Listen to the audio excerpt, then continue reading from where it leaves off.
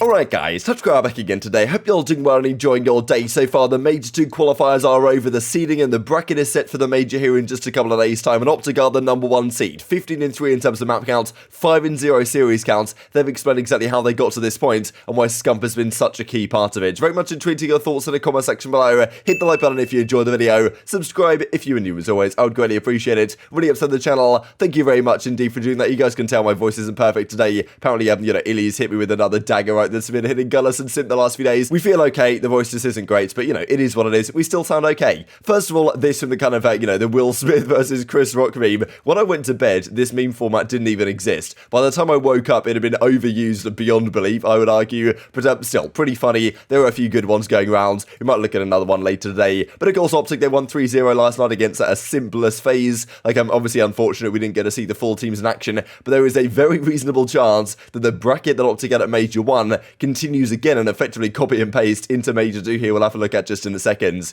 Because, they beat FaZe last night. They lock up the #1 seed. They'll play Seattle first round again, and there's a decent chance they play FaZe in winners round 2, as we'll see here in just a second. Of course, unfortunate Simp can play us. He says, feel better, brothers. Hopefully he's good to go in time, because obviously, we don't want these players to get out there to the Major, still not be feeling 100%. Whatever the case might be, have to use substitutes. Hopefully that's all good and we get the full strength teams. But even then, it's not ideal for the likes of FaZe, because if you can't even get on and play warm-up matches, they can't get the practice they want to have going into this Major. OpTic got another good couple of series under their belt with this team, so not ideal for FaZe, not ideal for Los Angeles Guerrillas either, with Gunless stepping out a couple of days ago. Hopefully everything is okay. Shots even says, look, I played terrible, but my teammates got me. So this is how the seeding went at the end of the day. Honestly, the results and the standings after this stage, pretty remarkable, right? Thieves down here 0-5. Toronto, what about this? Toronto and Thieves, at the start of the year, 2 of the strongest teams in the game, the 11th and 12th seed. Even Paris was above Toronto in the end, not with a better map count, but just because they beat them, I imagine, in the head-to-head at the 1-4. That's the first tiebreaker if only 2 teams are ties. But yeah, OpTic Texas, 5-0, 15-3 map count. Of course, their last couple of series they played were pretty easy. I guess they played against teams with substitutes in. They must also have won 10, 11 maps in a row now, right? Because they 3-0'd their last 3 series in a row. They won the series before that 3-1, and I guess they won the control in that series, and they won the final hardpoint. So, they've been looking pretty good as of late. They've won a lot of maps in a row. They've won a lot of control maps in a row. They're on a crazy series win streak. But that's not the only thing of interest here, right? If we look at the top 8 teams that get through, Seattle Surge just about make it because they have a better map win percentage than Minnesota Rokkr. They were lucky in the end that New York Subliners managed to make it through, and that Toronto dropped down, because otherwise Seattle would have been down here because of the map count differential type situation. But New York, after their terrible start, they get a 4th seed in the end, actually a higher seed than Atlanta FaZe based on map win percentage. So very impressive stuff. Of course, what this does mean is that the 4th seed plays the 5th seed in that, and Subliners will play FaZe round 1. So yes, they got to winners, but they have to play FaZe. Not ideal, but then again, if we look at FaZe this stage, they looked somewhat more vulnerable than we've seen this Atlanta FaZe team in quite some time. London get the 2nd seed, arguably pretty good getting the 2nd seed, getting to play the Florida Mutineers, especially in a LAN environment, should be okay for them. But this is how the bracket works out. Make sure you can all see that on the left-hand side. Here we go. So in the winner's side, OpTic versus Surge, Subliners FaZe, Royal Ravens Mutineers, Breach versus Guerrillas. We looked at these 4 games yesterday. Of course, the interesting part really is considering, okay, who wins, who loses, what happens next. So there's a very decent chance, to be honest, that OpTic beat Surge again, as they did in Major 1. FaZe beat New York. They, of course, are favourites to beat New York. But in fairness, right now, New York have been looking very good indeed. They are very confident in themselves. We'll talk about that a little bit later today. FaZe are, of course, favourites, though. So yes, OpTic FaZe winners round 2 again, where that crazy reverse sweep happened in Major 1. It could happen again. Who knows? There's a good chance that happens, which that's, of course, very exciting. Hopefully to see these teams at full strength once again. On the lower side, Ravens versus Mutineers. Breach Guerrillas, to me, is actually a very difficult one to call, especially on LAN. Guerrillas have been looking good as of late.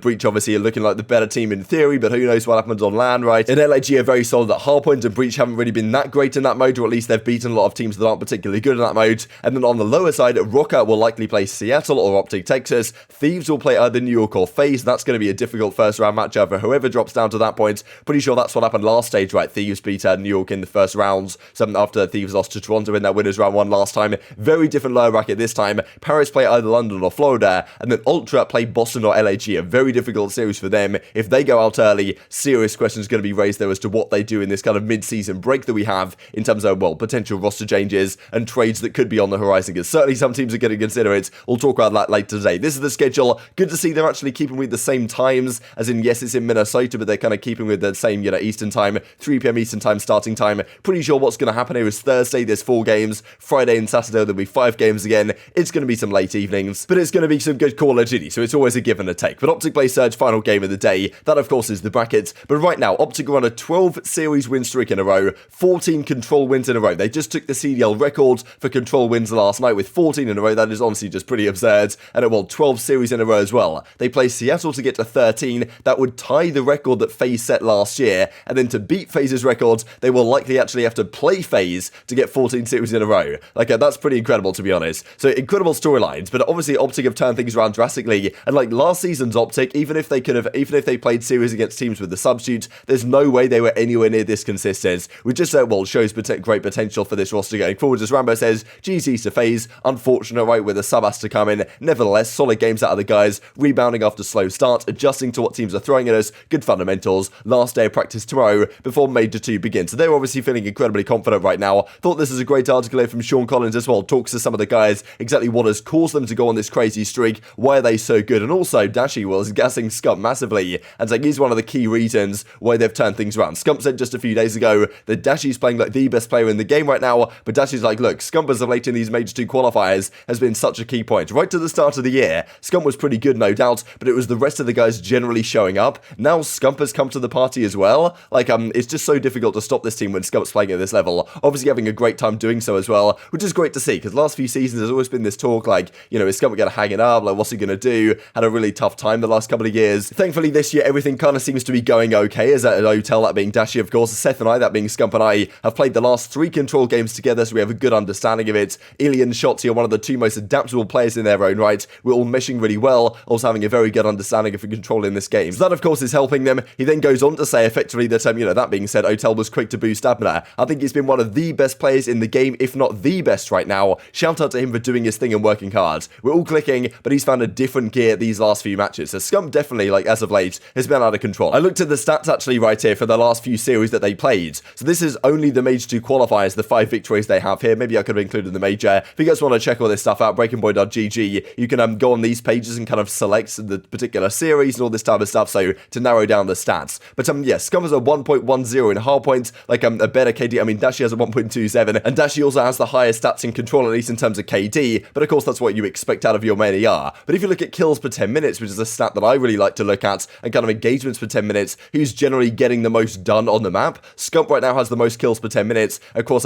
all the game modes apart from Search and Destroy, where Shotzi has a ridiculous 1.54 KD across the 6 maps they played in that one. But yeah, really impressive, right? Like, it's Illy and Shotzi. Shotzi really in the respawns, especially in the hardpoints, hasn't really had to do all that much because Scump's been taken over, right? On Gavutu especially, when he pulls out the auto, so hard to deal with. And the fact that it seems to suit him so well, right? The fact that he's obviously a very traditional SMG player, like pre-aim heavy type SMG, that's going to get a lot of kills, translates incredibly well to a map like Gavutu, where he actually can use an auto to great effect. So Shotzi hasn't really had to do all that much. Control as well, Scump has a 1.13 this stage, Search and Destroy 1.08 with a great first blood rate as well. So honestly, just really impressive across the board from all of these guys. But Scump definitely, like, he's been turning up to a new level, which is so impressive for the oldest SMG in the league, someone who's been around for so long. And as I say, I always value longevity so much in the kind of greatest of all time conversation. Crimsix, of course, having some good results on New York as well as of late. So great to see these guys still going strong so many years after they first came up into the scene. But wanted to mention this as well, that Illy had to say actually last night also, because while he was kind of being asked, what's the situation with your Berlin hardpoints? Because fact of the matter is, because they won these series 3-0 so convincingly, they didn't get all that much chance to practice on Berlin hardpoints that they were seemingly trying to practice a little bit to bring into their rotation. Illy says, look, okay, we're pretty confident on it. We don't really want to reveal any secrets going into the major, so they're definitely trying to keep everything they possibly can under wraps.